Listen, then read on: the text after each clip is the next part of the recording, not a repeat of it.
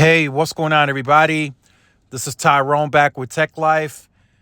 And we have another great article from Mike Dano over at Light Reading. I will leave it in the description down below. T-Mobile may be prepping the sale of Sprint's wireline business.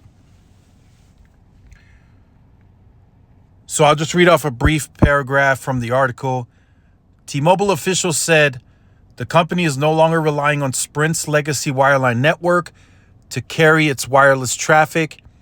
As a result, the company said it took a non-cash impairment charge of $477 million in the second quarter. And this also was part of the charge that contributed to T-Mobile posting a net loss of income. So, like I said, I'll leave this article in the description so you guys could check it out. So here's my take on it. So this is what I'm hearing. This is what I want to let you guys know. The name of the game right now for T-Mobile right now, as it stands today, is scale. Scale, scale, scale. I'm being told internally they are now prioritizing scale over speed.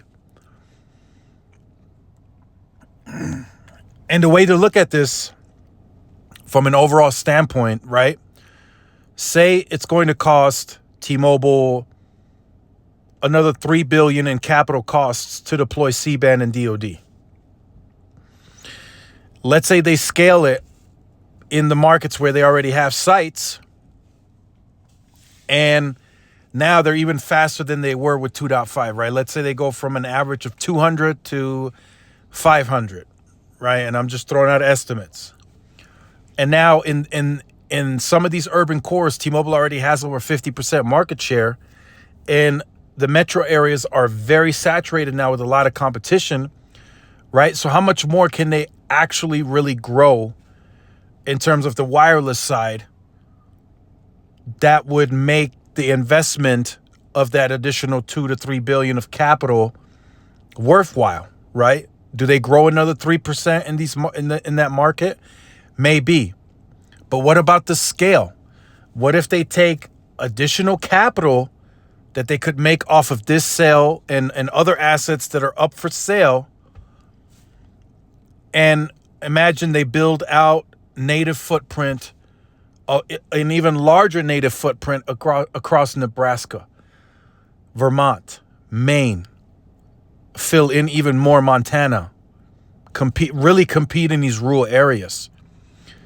Don't you guys think that growth, that would spark an even faster growth percentage-wise versus the saturated urban metro core?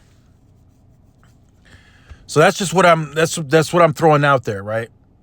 You kind of got to prioritize now, because why are you going to invest in more spectrum, spend more money in the urban core where the growth is potentially stagnant, right? 2 to 3%, that may be a lot, but they're not going to get that. First of all, they're not getting that within a fiscal year.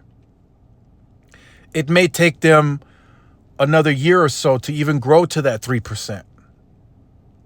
Whereas, if you spend that money on scale, you can now compete with AT&T and Verizon even more competitively than you would have before. And it suits the business even better to grow at those numbers. So that's the sense that I'm getting internally, and that's what we're seeing. It's not hard to figure out. T-Mobile's starting to sell assets, wireline assets. There's some other stuff that they want to sell that I can't talk about, but there's a lot of stuff on the table right now because scale is taking priority.